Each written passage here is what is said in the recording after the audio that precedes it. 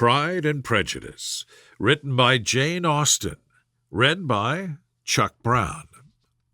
Chapter 15.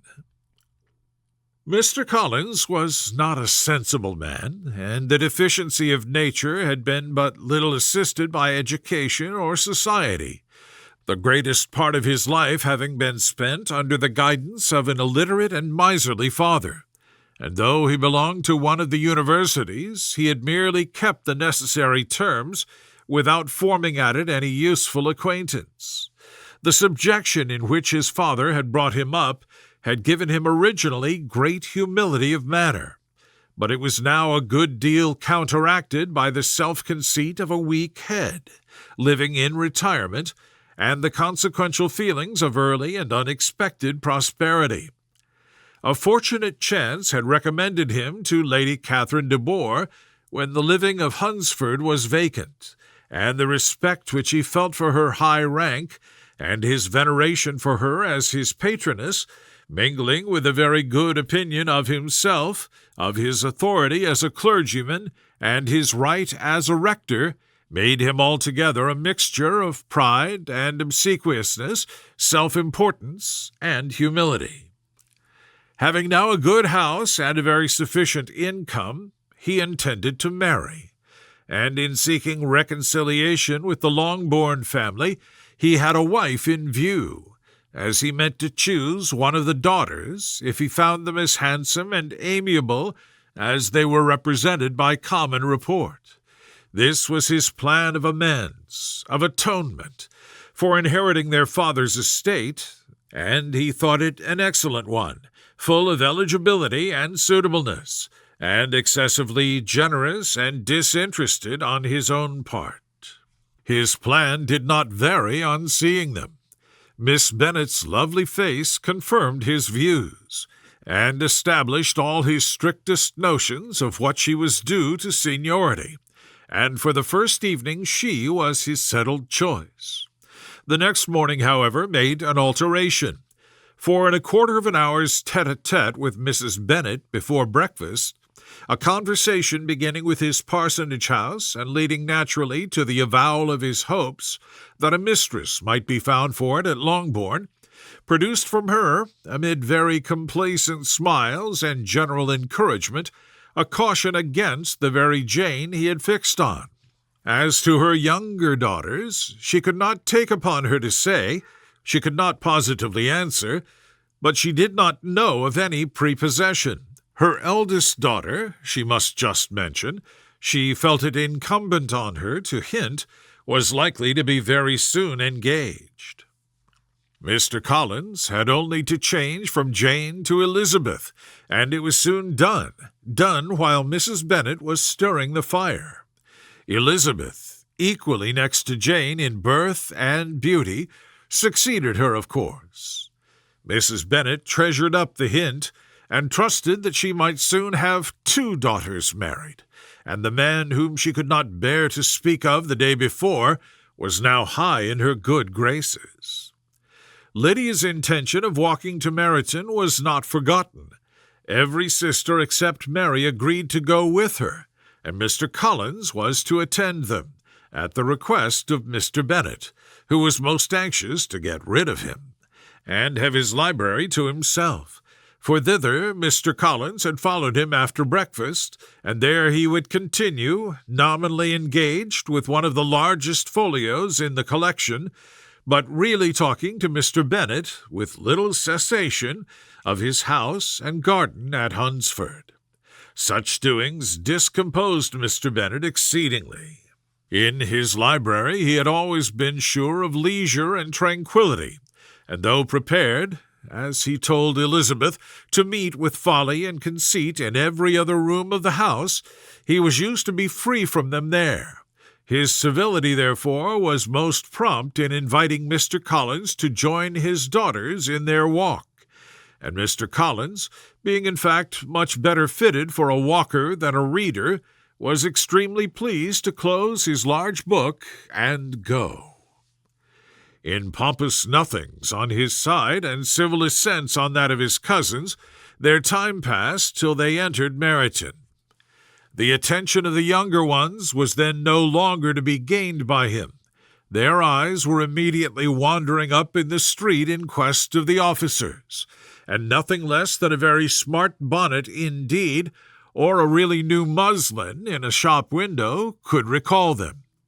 But the attention of every lady was soon caught by a young man whom they had never seen before, of most gentlemanlike appearance, walking with another officer on the other side of the way. The officer was the very Mr. Denny concerning whose return from London Lydia came to inquire, and he bowed as they passed. All were struck with the stranger's air. All wondered who he could be, and Kitty and Lydia, determined if possible to find out, led the way across the street under pretense of wanting something in the opposite shop, and fortunately had just gained the pavement when the two gentlemen, turning back, had reached the same spot. Mr. Denny addressed them directly, and entreated permission to introduce his friend, Mr. Wickham, who had returned with him the day before from town, and he was happy to say had accepted a commission in their corps. This was exactly as it should be, for the young man wanted only regimentals to make him completely charming. His appearance was greatly in his favor. He had all the best part of beauty, a fine countenance, a good figure, and very pleasing address. The introduction was followed up on his side by a happy readiness of conversation, a readiness at the same time perfectly correct and unassuming, and the whole party were still standing and talking together very agreeably when the sound of horses drew their notice, and Darcy and Bingley were seen riding down the street. On distinguishing the ladies of the group, the two gentlemen came directly towards them, and began the usual civilities. Bingley was the principal spokesman, and Miss Bennet the principal object. He was then, he said, on his way to Longbourn on purpose to inquire after her. Mr. Darcy corroborated it with a bow, and was beginning to determine not to fix his eyes on Elizabeth when they were suddenly arrested by the sight of the stranger, and Elizabeth, happening to see the countenance of both as they looked at each other, was all astonishment at the effect of the meeting. Both changed color. One looked white, the other red. Mr. Wickham, after a few moments, touched his hat, a salutation which Mr. Darcy just deigned to return. What could be the meaning of it? It was impossible to imagine. It was impossible not long to know. In another minute, Mr. Bingley, but without seeming to have noticed what passed, took leave and rode on with his friend. Mr. Denny and Mr. Wickham walked with the young ladies to the door of Mr. Phillips' house, and then made their bows, in spite of Miss Lydia's pressing entreaties that they should come in, and even in spite of Mrs. Phillips's throwing up the parlor window and loudly seconding the invitation. Mrs. Phillips was always glad to see her nieces, and the two eldest, from their recent absence, were particularly welcome, and she was eagerly expressing her surprise at their sudden return home, which, as their own carriage had not fetched them, she should have known nothing about, if she had not happened to see Mr. Jones's shop-boy in the street, who had told her that they were not to send any more drafts to Netherfield, because the Miss Bennets were come away, when her civility was claimed toward Mr. Collins by Jane's introduction of him. She received him with her very best politeness, which he returned with as much more, apologizing for his intrusion, without any previous acquaintance with her, which he could not help flattering himself, however, might be justified by his relationship to the young ladies who introduced him to her notice.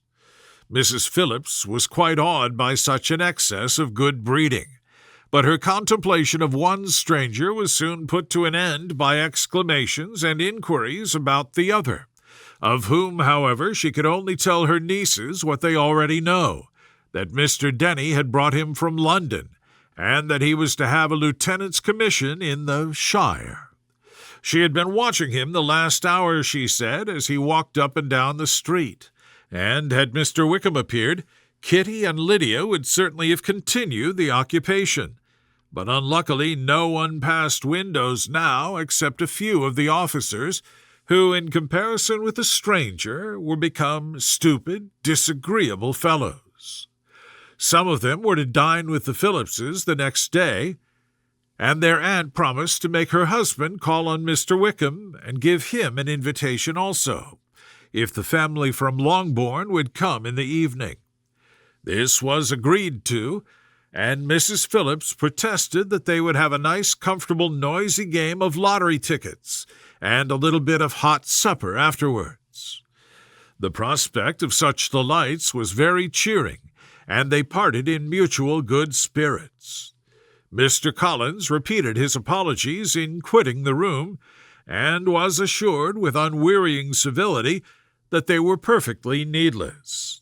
As they walked home, Elizabeth related to Jane what she had seen pass between the two gentlemen, but though Jane would have defended either or both, had they appeared to be in the wrong, she could no more explain such behavior than her sister. Mr. Collins, on his return, highly gratified Mrs. Bennet by admiring Mrs. Phillips's manners and politeness. He protested that, except Lady Catherine and her daughter, he had never seen a more elegant woman, for she had not only received him with the utmost civility, but even pointedly included him in her invitation for the next evening, although utterly unknown to her before. Something, he supposed, might be attributed to his connection with them, but yet he had never met with so much attention in the whole course of his life. The End.